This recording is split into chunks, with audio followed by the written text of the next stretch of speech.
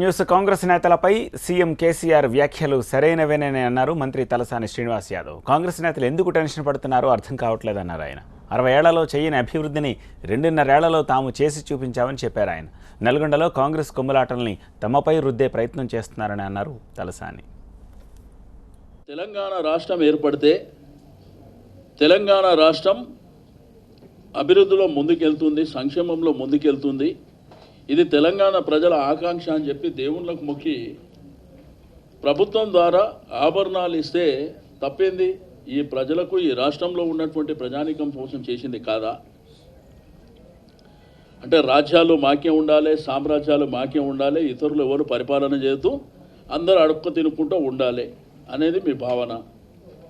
ఎప్పుడు చూసినా ముఖ్యమంత్రి పదవిలో ఎవరు కూర్చోవాలి అనేటువంటి ఒక ప్రయత్నం తప్ప ఏ రోజు కూడా ఆ దిక్కుమాలిన ముఖంకు ఉత్తమ్ కుమార్ ఏదో సర్వే చేయించిండట. మరి ఆ సర్వేనో కరెక్టో రాంగో వాళ్ళ పార్టీ వాళ్ళే చెప్తున్నారు. గ్రేటర్ హైదరాబాద్ ఎన్నికలలో 99 సీట్లు గెలిచిన మేము, 1 సీటు గెలిచిన మీకు కూడా మరి సన్నాసులు అనకపోతే మిమ్మల్ని ఏమనాలి? చౌట దద్దమ్మలు అనకపోతే ఇంకేమనాలి మిమ్మల్ని? మీకు ఇంకా సిగ్గు రాకపోయా? మీరు ఒకవైపున ప్రజలు తిరస్కరిస్తారు. వాళ్ళు ఏమనుకుంటారంటే ఈ రాజ్యాలు మావి, ఈ సామ్రాజ్యాలు మావి, మేమే పరిపాలన చేయాలి. అంటే ప్రజలు అధికారం ఇచ్చింది టీఆర్ఎస్ పార్టీకి.